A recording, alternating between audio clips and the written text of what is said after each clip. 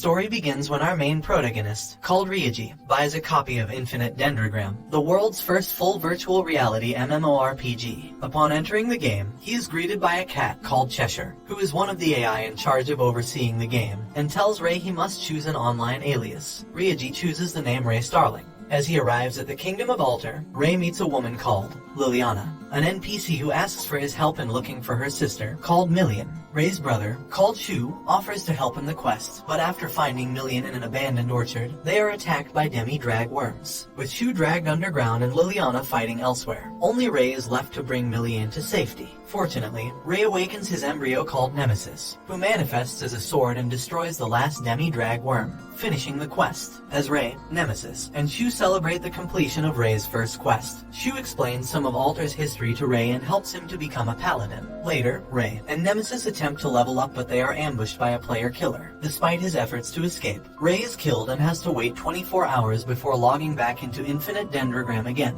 To become stronger, Rei and Nemesis go to the Tomb Labyrinth in the Royal Cemetery, where they fight zombies and meet another player, called Figaro, one of the top-ranking players in Alter, who recommends Rei to visit Gideon, a city where players can have duels and suffer no penalty for dying. As Figaro takes his leave, Rei and Nemesis continue their fight throughout the labyrinth, but Nemesis is left terrified by the zombies and Rei consoles her by polishing her blade. Rei, Nemesis, and two others, called Rook and Babylon, discover that the player killers stalking the four corners of Alter have been eliminated. Another player, called Marie Adler, who is a journalist working for the Dendrogram Information Network, confirms the story, and shows the group a video depicting 3 of the top players in Alter, Figaro included, defeating the player killers. Marie also confirms that the player killer stalking the north, who is responsible for killing Rei, escaped and is still at large, giving Rei and Nemesis the opportunity to get even. Later, as Rei and Nemesis survey a destroyed forest, they come across Cheshire, who was running maintenance in the area, and informs Rei that maiden-type embryos like Nemesis share the same functionality as Administration Eyes. With the player killers defeated,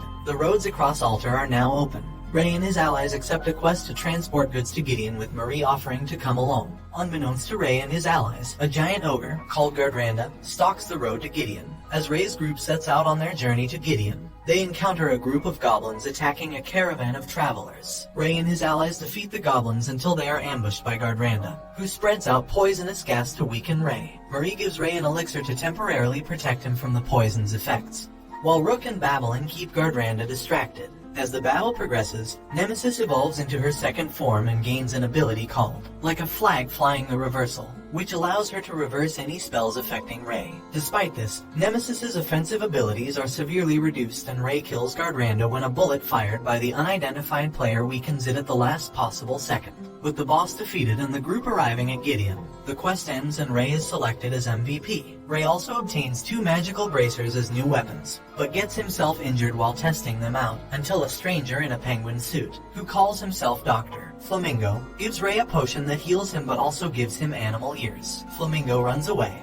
but not before telling Rei that he should return to normal in 10 hours. Rei and Nemesis are confused as to how Flamingo knows Rei, even though Rei never gave him his name. In the end, we see what looks like a player sitting in a dark room glaring at monitor screens watching several players, and commenting about Rei. Rei and Nemesis visit an item shop in Gideon, where Rei earns a special stallion from a game machine. Unfortunately, Rei cannot ride it without earning a special amulet first. Rei attempts to earn money in order to buy the amulet, until he comes across a fellow master called Hugo, and his friend Psycho. They all get a quest from a woman, who asks them to save her brother from a child kidnapping gang. Upon accepting the quest, Hugo reveals his weapon, a giant robot called Magingier, which he uses to take Rei to the gang's fortress, but not before telling Rei that masters of maiden-type embryos, like Rei, do not consider Infinite Dendrogram to be a game, but as genuine as real life itself.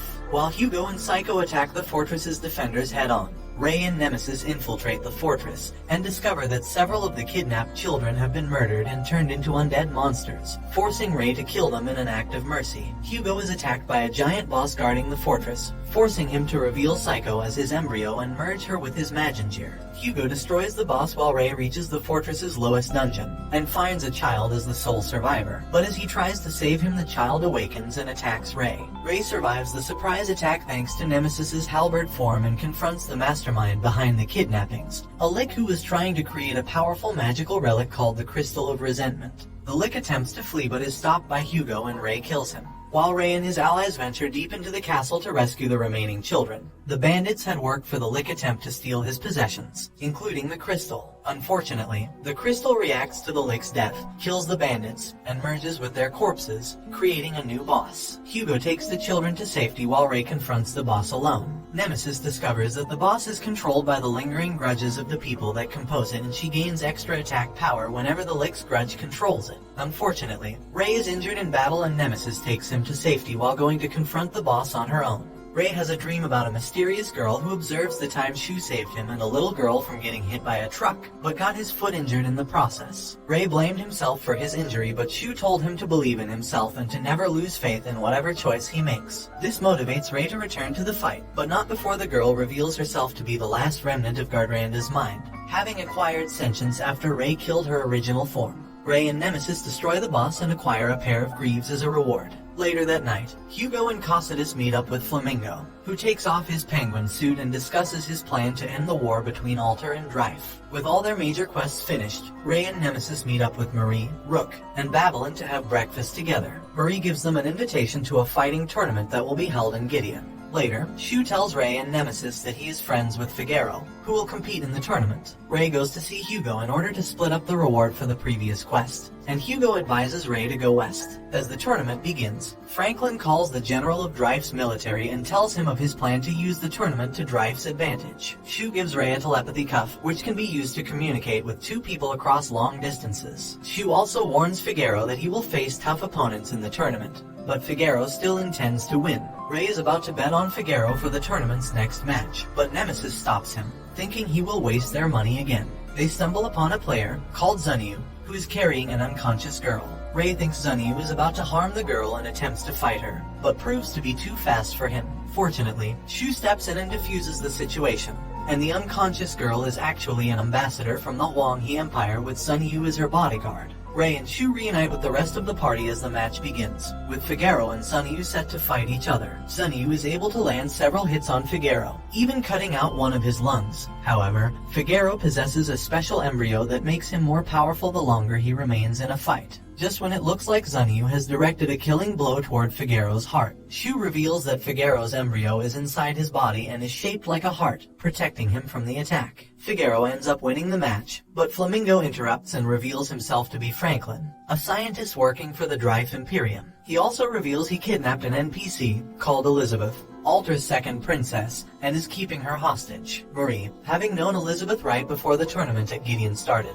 becomes determined to save her from Franklin, who reveals that he surrounded the arena with a barrier, and if players attempt to break through, the monsters under Franklin's control will destroy Gideon. While Marie goes on to save Elizabeth on her own, Ray discovers that underleveled players like himself can walk through the barrier safely, as the barrier was only meant to hold high-ranking players that could partake in the tournament's matches. Ray, Rook, and other underleveled players fight players affiliated with Drife. Franklin tells Elizabeth that his plan is to eliminate any players affiliated with Alter, an action that will leave Alter vulnerable in an upcoming war against Drife. Marie briefly saves Elizabeth and inflicts lethal damage on Franklin, but Franklin transfers all the damage he sustained to his monsters and survives. As he recaptures Elizabeth, he deduces Marie managed to kill a high-ranking player using only an underleveled embryo, and orders his henchman, called Veldorbel, to eliminate Marie. Meanwhile, a group of low-ranking players attempts to liberate Gideon's West Gate, but Hugo kills them. Marie, Hugo, and Veldorbel remember the experiences that led them to play Infinite Dendrogram in the first place. Veldorbel uses his ability to manipulate sound in an attempt to kill Marie, but she kills him by her revealing her embryo, called Arc and Seal.